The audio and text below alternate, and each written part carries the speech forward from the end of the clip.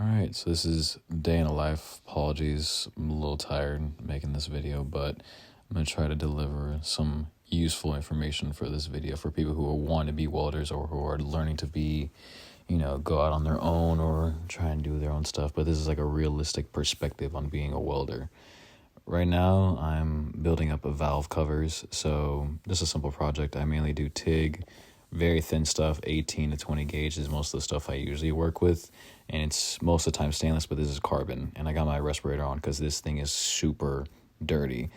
One thing that I learned a lot over the trades is that this is, by the way, me drinking coffee right now because you can't be a blue-collar man if you're not addicted to caffeine, but essentially, as a welder, fabricator, it's not just welding. Welding is very much the easy part of all of the trades. Like most people who are in trades and know how to weld kind of, and there's people like me who specialize in this. So me, I do, like I said, stainless steel, and I work on like water distillers and stuff of that nature all day. I've used to do lab equipment. I've done stuff for like aerospace. I used to job hop a lot, and thankfully my skill set was good enough to where I can lie on a resume. So maybe don't do that. Try not to do that. I know it's like times are hard, then hey, you gotta do what you gotta do. I'm not recommending it, but as long as you can pass the weld test, there are people that are really willing to look over some certain things as long as you can do good work and you show up on time, you do your job. But one important thing that I've learned over the years is that there will never be a perfect fit up, a perfect piece, because most of the time the stuff that you get handed as a welder is stuff that's made by people, okay, unless it's made by a machine where it's cut perfectly 100 times, and even then there might be a burr or something off. So right now it is kind of like a little mom and pop shop, but I'm the lead welder, so I train people. I've trained probably two of the welders that work there, and my boss, he kind of trusts me to do a lot of the more exotic or more fragile things, I guess. But yeah, this is kind of like what I really do. Welding is not really welding. It's just like tack, prep, hit it, and then weld it and pray it goes well. But usually that's not how the world works. Usually there's something that doesn't fit, or maybe there's a part you're waiting on. Maybe you're out of gas. Maybe you're waiting for supplies. Maybe the consumables aren't going well, or maybe someone's just bothering the hell out of you because they don't know how to do their damn job. Sorry, my apprentice was annoying me today. So that's part of the real life of welding. Unless you're like doing a robot production job, which is my first welding job. And actually, speaking of that, I'll probably explain how I got into welding in the first place. I worked at a warehouse, and it was for GM, Tesla, and it was for like a bunch of other like car companies. And they basically dumbed the process down of welding to where the robot welders would weld up the piece, but it would usually make mistakes. So they would have two welders. I was on one side, another guy was on the other side, and we would fix the robot's mistakes before it finished sending it through, and then it goes through the whole assembly line. How I got into welding is actually by mistake. I was a very good worker. I was working 60, 80 hours a week. I wasn't complaining. I was trying to do more. And I found the guys that were welding, I found what they were doing is very interesting because I never seen welding before. I never knew what welding was until I was 18 years old when I saw it for the first time. So I asked them, what do they do when they say they're welders? And I'd be curious, like, what does that do? How do you do that? Like, explain it to me. And then they would give me a little crumbs. They're like, yeah, it's a short circuit MIG. You hit this, you press the trigger, and it just goes. You would make this arc, and I'd be like, oh, that's so cool. Then I would go on YouTube and learn how to do it. And that's one of the things that's important. Most companies, they don't really care if you're like the best welder or if you just, you don't have that much experience, but they really do care if you're adaptable, you can work, show up on time, and if you can, pick it up on the fly. And that was me most of the time. When I say I've worked in laboratories and I've built custom truck beds for stuff like Alltech, and I've worked for a few distributors, I passed the weld test. If you can pass the weld test, that's your foot in the door, and just show that you're willing to work. Because listen, tradesmen are already hard to come by, but just someone who's willing to work is even harder to come by. And, especially when all these jobs they need filled up, they need welders, they need people who can do multiple things at once. But most people are misled when it comes to welding. They see Western Welding Academy, they see, WeldTube, and not saying they're bad channels, but they don't, describe everything. Well, WeldTube does, but the really popular places like Missouri Welding Institute or Western Welding Academy. And those places, they make a lot of money from one person. They get thousands of people to sign up. But really, you don't need to do all that. You can learn on the fly. You can learn to do it on the, grabbing a cheap welder and learning how to do beads on that thing. And there's me showing like me doing on this super thin piece. And, these pieces don't really fit, which is why I'm hitting it so hard, just make it look like it fits together. That's another thing about being a welder. You got to be able to make it look like it's supposed to fit. You got to make the shit that don't fit. And that's really like a thing that kills a lot of kids who just get out of welding school, because they're just like, this isn't what I signed up for. It's like, technically you did, because you were just misled though. In welding's part of the process. There's nothing you're going to weld that's not going to be used for a purpose. And if it's going to be used for a purpose, it's going to be a little important. And it can't just be, bzz, bzz, oh yeah, this is how I do it, and it's all good now. Not unless you're doing like production welding. And even then, you have to have some competence in doing something, like hitting it with a hammer, adjusting the fittings, grinding it, polishing it, understanding what's the difference between AC, DC, straight polarity, reverse polarity, what's the right consumables, do you have the right tungsten color? I was training my past apprentice, he's a good welder now, and in the same shop, he was trying to figure out, why the hell wasn't this TIG welder working? It feels like I'm welding aluminum, he says. And I checked the tungsten, and I was like, yeah, it's because you're using the green tungsten. It's not really used for this type of machine. Here's a red one, it'll work front, and it works. There's nothing wrong with not knowing how to do it, but with YouTube and ChatGPT, you got all this stuff. I learned most of the stuff that I learned, other than learning how to read a blueprint, I learned on YouTube and practice.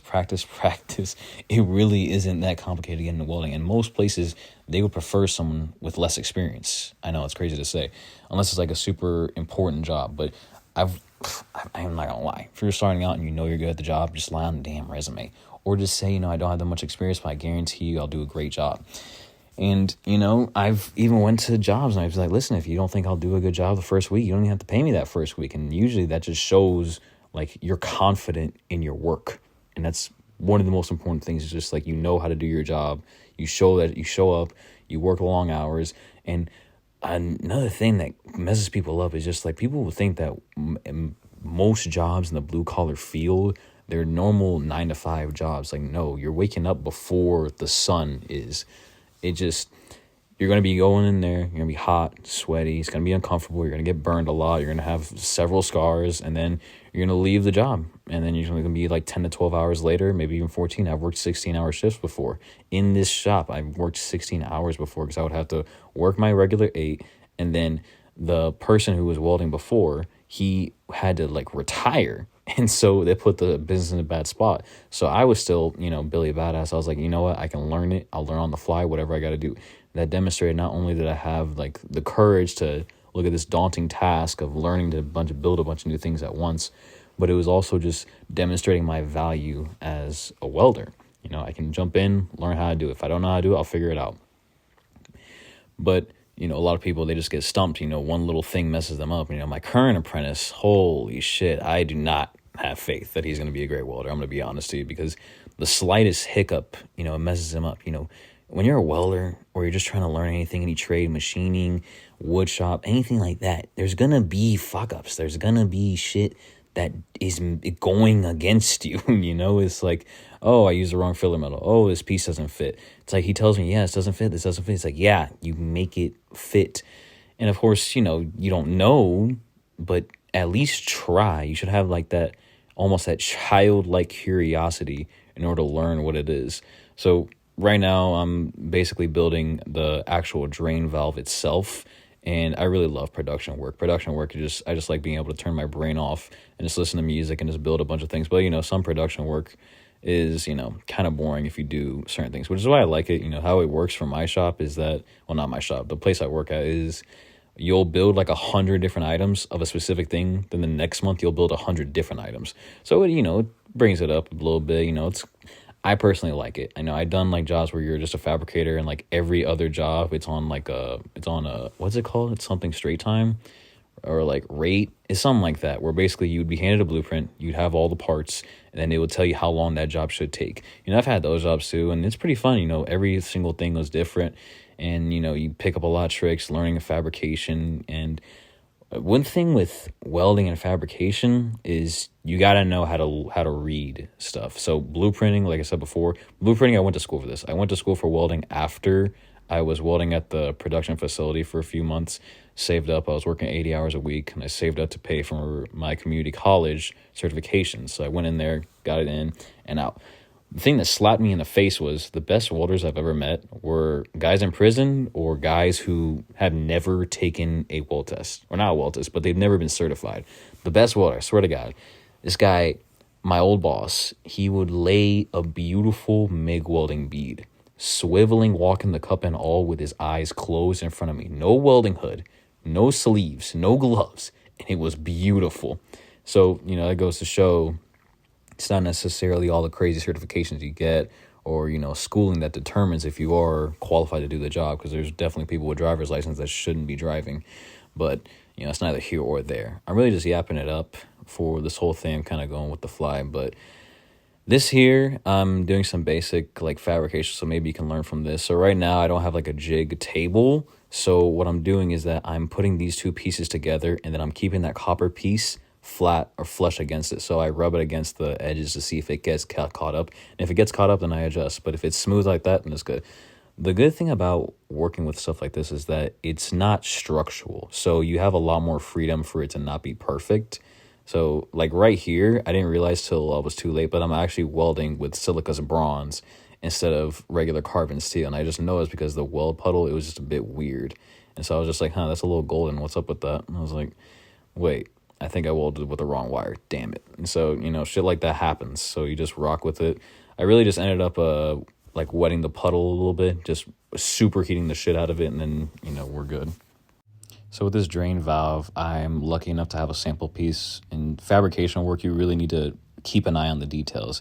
So you need to know, if you are blessed with a 3D image or a CAD scan or stuff that's on the computer, and you can get a 3D image, you could look around or not, and you can see the dimensions actually.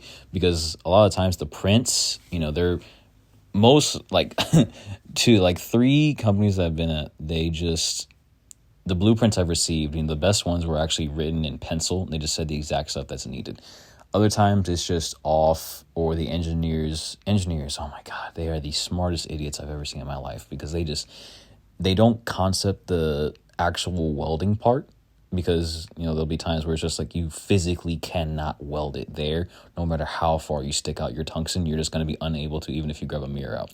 So also this is just me checking for flatness. That's another important thing. Welding is also managing warpage, even if it's slightly thicker stuff. This is, I think, 1/8 inch.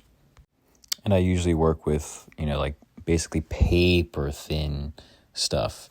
So, I don't know, what am I doing right now? I don't know, honestly. Just putting this stuff together as I see and trying to make sure that the details were exactly the same. But yeah, about the blueprints. A lot of times they'll have drawings and, they'll look super complicated, but it really isn't. You just got to worry about the weld symbols. And even in jobs where it's just I was getting paid damn near 30 an hour. And they would be stuff for building smokehouses or building up a bunch of food related stuff. Those blueprints where you would imagine it would be a super huge company, so it would have the funding to properly give you easy blueprints to follow so that way you could do a good job. They're not. They're really not. Most of the time, it's just bigger companies. There's more clutter.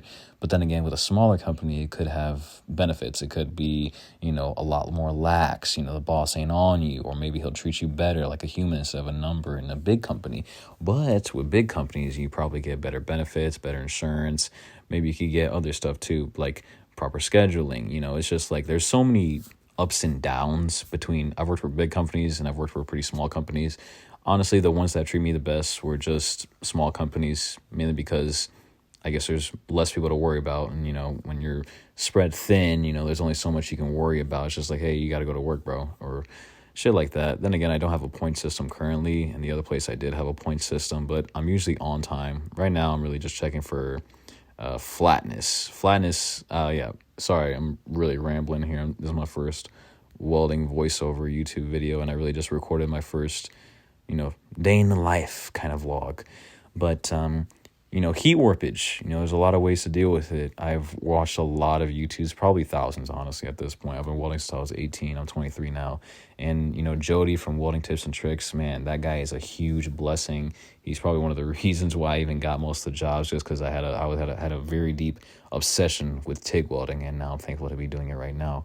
But with flatness, metal's going to bend. It's going to bend no matter what, even if it's a super heavy-duty pipe. It's going to bend. But right now, most of this stuff is just autogenous welding, so it's just pulling on it by itself. And this isn't structural, so it doesn't really matter on the flatness or not. I'm just being really picky. And so in order to deal with flatness or lack thereof, most people, they'll build a frame or a table, and if you push on one corner, it's going to lift off on the other. Flatness is very hard to achieve, and most people, they do it by clamping all the corners, tacking, or they will do, what I like to do is I would weld on one spot, go on the other side and weld that spot. Uphill and downhill, that matters a lot. But in certain areas, if it doesn't really matter, then I wouldn't really worry about it. But that's one thing that I did not know about in welding school, is that they wouldn't talk about warpage. They wouldn't talk about, worrying about how to make sure this was fabricated correctly. That's the thing with most welding schools. I think you should learn on the fly. You should go to like a weld shop, be like, hey, yo, I just want to learn how to weld. I'm willing to work. And they'll probably use you on grunt work. And that's okay. It's just still experience, because most of welding is just prep.